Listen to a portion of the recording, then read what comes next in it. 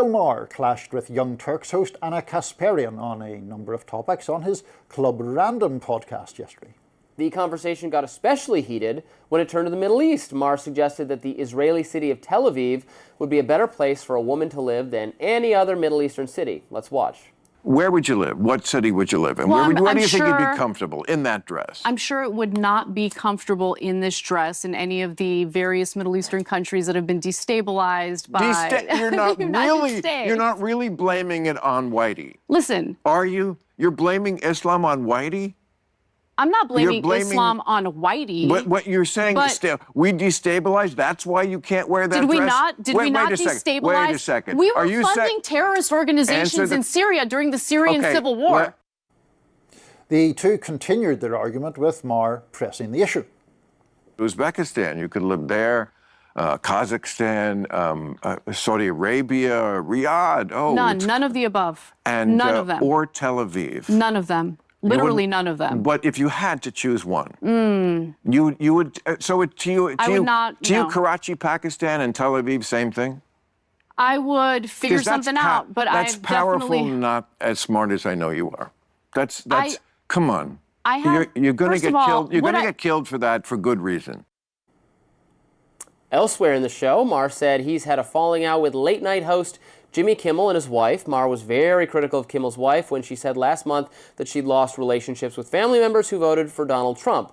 Maher said that although he's a fan of Kimmel, he stands by his criticisms. She did lose family members. She wrote them before the election and said, here's 10 reasons why you just can't vote for Trump. And then some of them, just didn't follow that. And I was as kid-gloved as I could.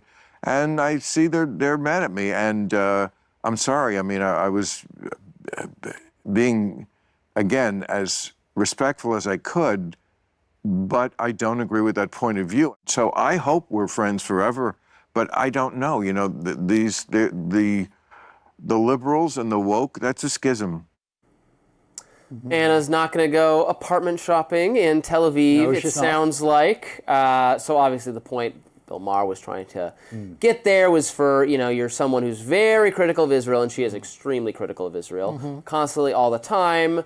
Do you have any criticisms for Islamic-run countries that don't afford women or other people the same kind of rights? I think that's honestly, I am motivated by that point a little bit, and I think it's fair to bring it up for the people who are just Israel, Israel, Israel all the time, which I find obnoxious, but I mostly agree with Anna more than Bill on this, not overall, but on this, the issue of the Middle East, I agree with, but it's not because we funded whatever is the reason that's we shouldn't have done those things, we should have intervened, but we are not responsible for Islamic theocracies running countries. That's the region, that's those countries, that's how they want to live. I don't know if that's not how a lot of people there want to live. That's not how a lot of people in Iran want to live, but they have an Islamic theocratic government. I don't think we should overthrow their government. I don't think it's our problem, but I'm allowed to say that's bad, and all things being equal, I couldn't live in Iran. I could live in Tel Aviv just fine, and that's a fair point to me. I think that the problem here is that Maher and people who espouse his kind of views on Israel and the Palestinians, in my view, tend to use that argument as a diversionary tactic. Now, there are obviously human rights.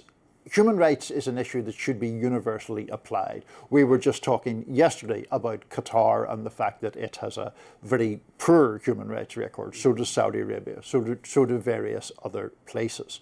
But then you get into this thing where, for example, during the time that the student demonstrations over Palestine were at their height, you would quite often get people saying, if there were gay or LGBT people involved in those demonstrations, oh well, try that under Hamas. That's not really the point. I mean, Benjamin Netanyahu and his government aren't slaughtering people in Gaza to secure rights for gay people. Like, the two things are separate. The reason that the Israeli actions have caused such outrage has been the sheer number of people they've killed, the use of starvation as a weapon of war. I mean, all the things that have led to Netanyahu himself being an accused war criminal. That's actually a separate argument from what is the most equitable way to manage a society. There are human rights abuses in lots of places. Those are wrong, fine to call them out. But saying to Ana Kasparian, well, would you like to live in Tel Aviv, or would you prefer to live in Tel Aviv than Riyadh? I'm just not sure what that gets us. I mean, the problem is Israel is in occupation of the West Bank, has been for half a century, and has carried out just mass killings in Gaza. Well, right. I think the point is, this is one of the things I don't like about the left's foreign policy, even as as a non-interventionist, I find a lot of common ground with people on the left, is a kind of well, yes, there are human rights abuses everywhere. Like, the bulk of the human rights abuses globally are constant. America's bad foreign policy choices do not tilt the scale of things to be the West as the major, like the bulk of human rights abuse, well, frankly, is China, because China is so vast and is so abusive of its own people and the people and puts people in camps and things. And Russia's massive. These are not. So it's not an Islam-specific thing. Right. Those are the main abuse, the main government that is responsible for the most widespread deprivations of human rights is not religious at all. Is the Chinese authoritarian system. The most despotic government probably in our planet is North Korea's government. Not Muslim either, but the Muslim part of the world, the Muslim-run governments of the world have a lot of human rights violations that sometimes that is just, I felt, put aside. And specifically in the, well, this doesn't even have to do with the Muslim necessarily, but in the gay context, some people get, and I feel motivated by this hypocrisy as well. Like, for instance, when Disney gets really upset, they would never do this again because wokeness is dead, but when they get really upset about, Florida, wanting to alter the curriculum or whatever to not have the so-called don't say gay. Right, a very specific, slight, you can debate it. They're furious about that, but Disney cruises still stop in islands in the Caribbean where homosexuality is criminalized.